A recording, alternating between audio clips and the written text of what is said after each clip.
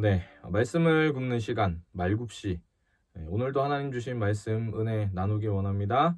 하나님께서 오늘 이 아침에 우리 가운데 주신 말씀은 창세기 3장 7절의 말씀입니다. 이에 그들의 눈이 밝아져 자기들이 벗은 줄을 알고 무화과 나뭇잎을 엮어 치마로 삼았더라. 아멘. 지난 시간까지 우리가 죄의 본질과 죄란 무엇인지에 대해서 이야기했죠. 하나님 자리와 인간의 자리가 있다라고 했습니다. 근데 죄는 무엇이냐면 그 본질은 내가 하나님과 같이 되겠다. 이거였고, 죄라는 것은 하나님 자리에 내가 앉는 것이 죄라고 했습니다. 근데 우리가 이 부분에 있어서 이제 지난 시간까지 여러 가지 이야기들을 많이 했지만 그 하나님 자리에 앉았을 때 일어나는 일이 과연 어떤 일인지에 대한 부분을 좀 알 필요가 있습니다. 근데 죄를 지은 다음에 가장 먼저 일어나는 일은 무엇이냐면요. 오늘 말씀에 그런 부분이 나오는데 판단이 시작되는 겁니다. 내 의견과 내 생각대로 이게 이렇지 저게 저렇지 이렇게 얘기하기 시작하는 거예요. 오늘 말씀 보니까 이제 원래 사람이 벌거벗고 있었잖아요. 근데 그게 눈이 밝아지기 전까지는 이거 문제다라고 생각하지 않았던 거예요. 근데 선악과를 따먹은 그 이후부터 이제 자기가 정의를 내렸죠. 벌거벗은 건 부끄러운 거야. 수치심을 느낀 겁니다. 근데 원래는 그렇지 않았다는 거예요. 그래서 무화과 나뭇잎으로 자기의 부끄러운 것을 가리려고 하는 거죠. 사실 내가 판단을 하지 않았으면 이건 문제가 되지 않는다는 거예요. 근데 내가 이게 이렇고 저래 라는 판단을 내렸을 때 그때에 이제 그 부끄러운 것이 생겨났다는 겁니다. 우리 삶에 있어서 우리가 하나님 자리에 딱 앉았을 때 일어나는 일은요. 판단이 일어납니다. 저 사람 왜 저래? 이 일은 이런 거잖아. 저 일은 저런 거야. 사실 생각해 보시면 간단하게 이렇게 알 수 있는 게 혹시 억울한 일을 당해본 적 있으세요? 사람들은 쉽게 남의 얘기를 하거든요. 근데 내가 그 일의 당사자인데 내가 실제로는 내가 억울한 건데 사람들은 다 그 일에 있었을 때 내가 잘못했다고 얘기하는 거예요. 정확하게 알지도 못하면서.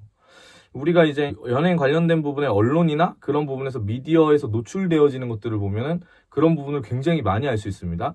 최근에 이렇게 좀 절친이었던 연예인, 여자 연예인 2명이 죽는 사건이 일어났는데 그 2명이 죽은 이후에야 무슨 얘기가 나오는 거냐면 악플이나 언론의 악의적인 보도에 대해서 얘기를 하는 거죠. 사람은 자기가 당해보기 전까지는 모르거든요. 그게 악한 본성이어서. 근데 이런 부분의 중요한 부분 중에 하나가 뭐냐면 내가 판단했다는 거예요. 얘가 이래.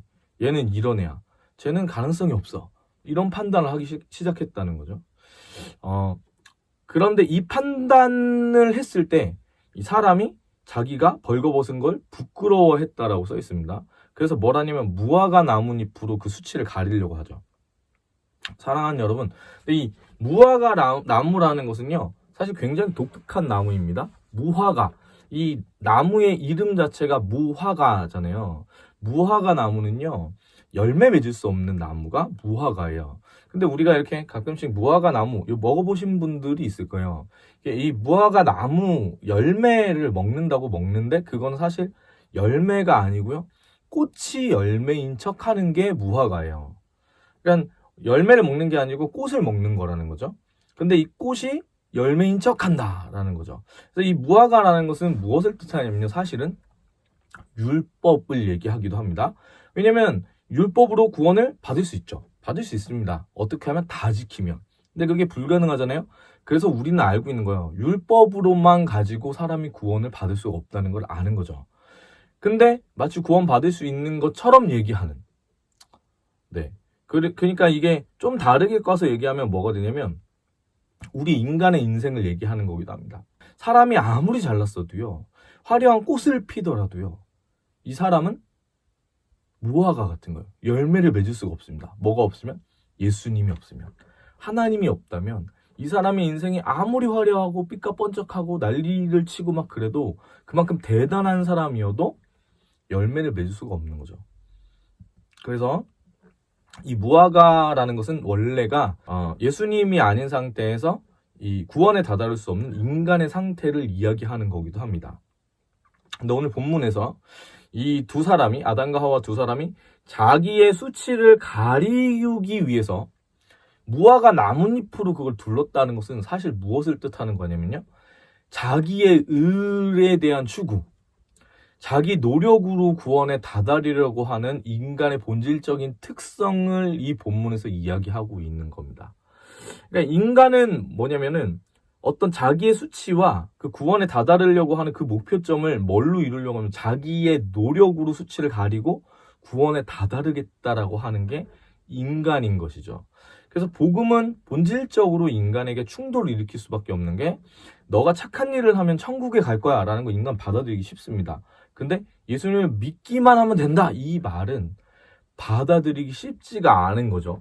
그래서 이 사람들도 그렇게 하려고 했던 거예요. 자기의 노력으로 이걸 가리우고 구원에 다다르려고 해본 거죠. 그 수치를 가리우려고. 근데 이게 안 됩니다. 이게 심리학적인 용어일 수 있는데 그 실존적 공허라고 하거든요. 사람이 태어났을 때 원죄를 지음으로 말미암아서 이 구멍이 뚫려 있는 겁니다. 이 구멍, 이 컵이 이렇게 있는 건데 이 컵은 하나님으로만 채울 수 있는 거죠. 근데 하나님을 원죄를 지음으로 말미암아 이 하나님 자리가 딱 비워져 버리니까 이걸 뭘로 채우는 거면 다른 걸로 채우는 겁니다. 뭐 돈이나 막 이런 걸로. 그러면은 돈으로 채우면 뭐가 돼요? 돈의 노예가 되는 거겠죠. 네.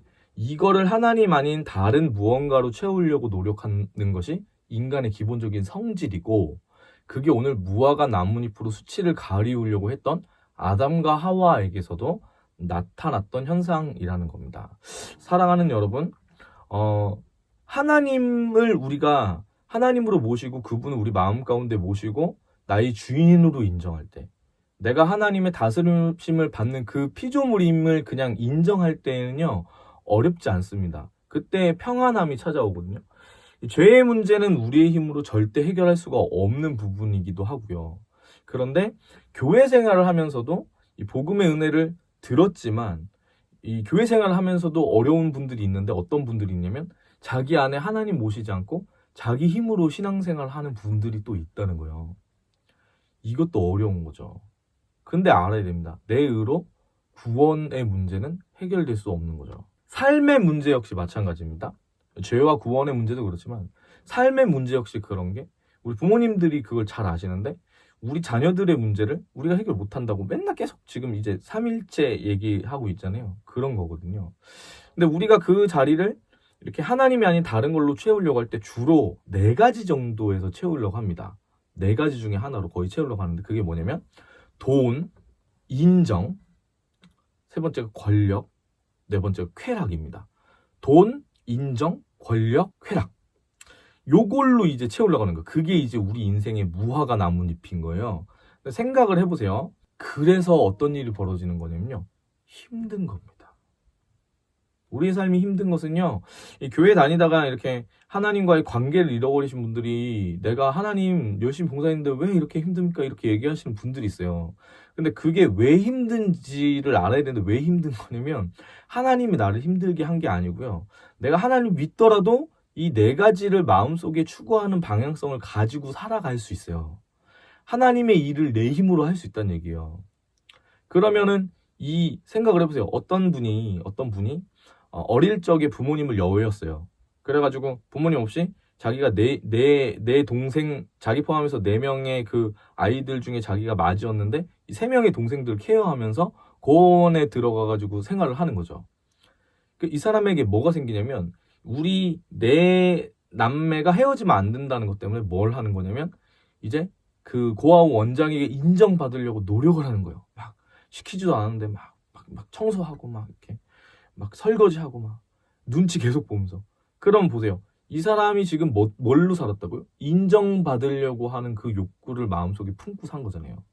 그럼 이런 분들은 학교에 가서도 굉장히 모범생입니다. 왜냐면 문제를 일으키면 안 되고 어디 가서도 사랑받으려면 어떤 생각이 있어요? 인정받으려면 노력을 해야 된다는 생각을 하는 겁니다. 이런 분들에게 하나님 은혜가 찾아가면요. 너무 감사해야 하거든요. 근데 그 다음에 어떤 일이 벌어지면 그 은혜를 잘 누리는 걸 못하는 거예요. 누리는 걸 못하는 거예요. 좀 반대되는 케이스로 얘기해볼까요? 부모님 여의고 나서 이 4남매가 이렇게 가가지고 생활을 하는데 이 맞은 다른 사람이 있다고 해봅시다. 이 사람은 동생들이 문제를 안 일으켰으면 좋겠다고 생각하는 거예요. 왜냐면 문제를 일으키면 자기가 혼나니까. 그럼 어떻게 되냐면 자기 통제 아래에 있기를 소망하는 겁니다. 그럼 어떻게 될까요? 맨날 혼내는 거죠. 자기 뜻대로 안 되면 화가 나는 거죠. 그런 분들이 교회 안에 있을까요, 없을까요? 있습니다. 이런 분들이 교회 생활을 하면서 하나님의 일을 할 때 하나님의 의와 하나님의 뜻보다 자기 뜻대로 되는 거가 안 되면 힘든 거예요. 자, 보세요. 뭐 때문에 힘든 거예요? 하나님 때문에? 아니요. 돌이켜보세요. 여러분 삶이 뭐 때문에 힘들까? 저는 인정에 대한 부분 때문에 굉장히 힘들었거든요. 뭐 이럴 수도 있어요. 이분들이 너무 힘들게 살아가지고 재정적인 부분에 막 한이 맺혔어. 그럼 뭘 추구하면서 살까요? 돈을 추구하면서 살죠. 요렇게 쾌락을 추구하는 것도 마찬가지입니다. 이렇게 흘러가는데 이걸 제가 언젠가 이제 그 좀 나눌 수 있으면 좋은데, 권력을 추구하는 분들의 기본적인 마음은 뭐냐면 두려움이 있는 거거든요. 네.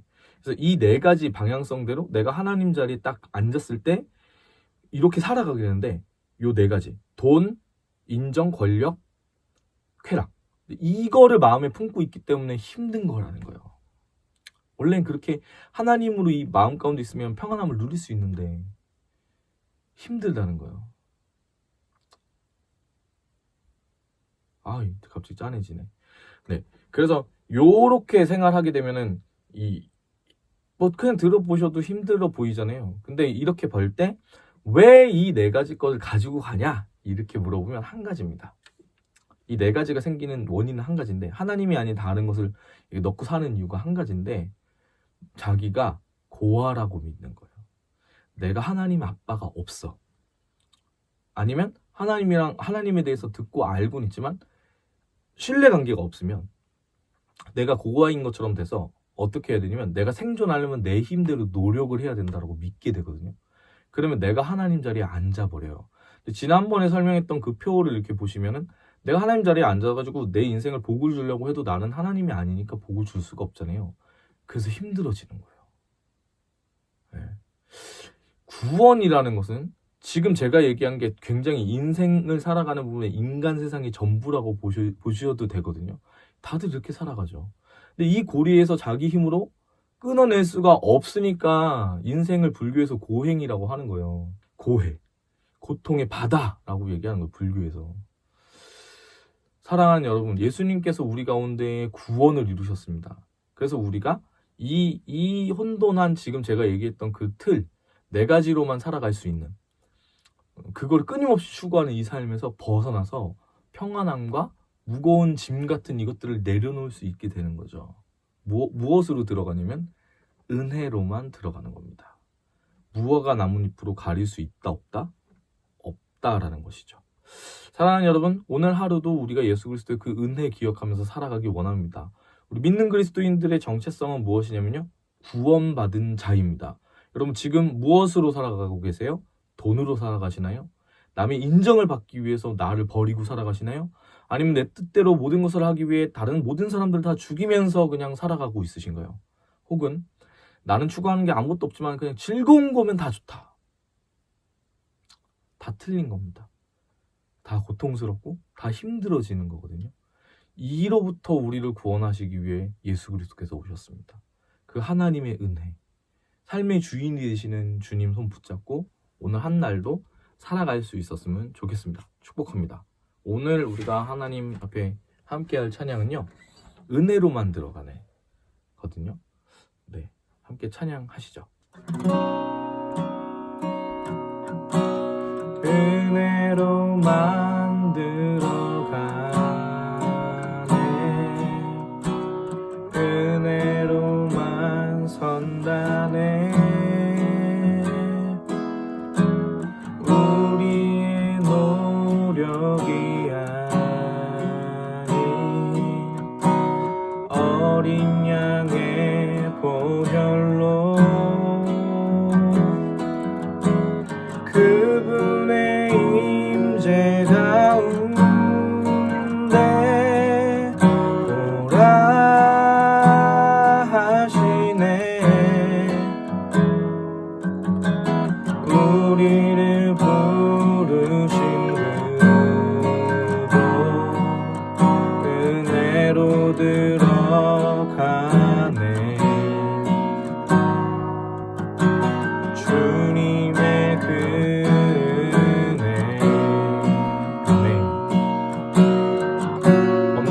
우리가 어찌 범죄한 우리가 어찌 서리요.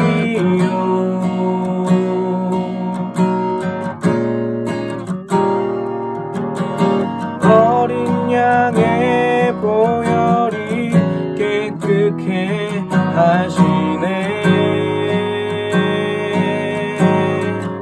범죄한 우리가 어찌 범죄한 우리가 어찌 서리요.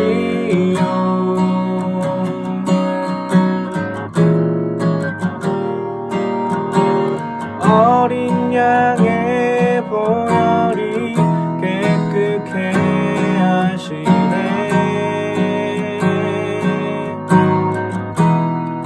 은혜로만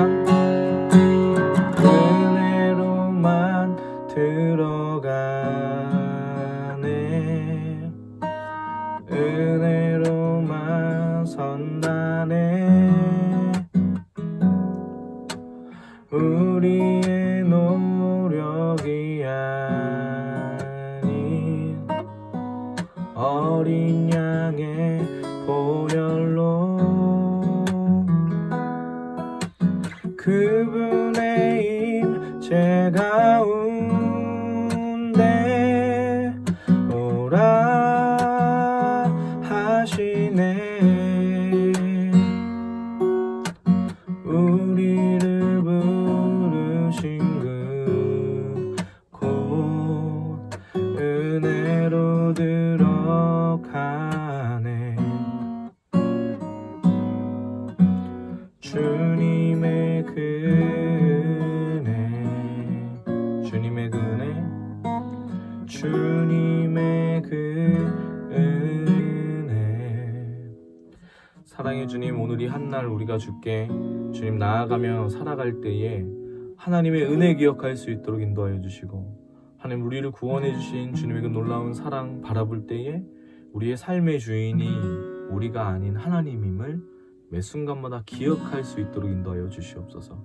우리의 노력으로, 우리의 어떠함으로, 우리의 의로움으로 아버지 하나님 구원을 받는 것이 아니라, 내 힘으로 오늘 한날 살아가는 것이 아니라 하나님의 은혜 구하며 주님 그 앞에 아버지 하나님 잠잠히 머무르며 살아갈 수 있는 한날 될 수 있도록 인도하여 주시옵소서. 주님 찬양합니다. 감사드리며 예수님의 이름으로 기도합니다.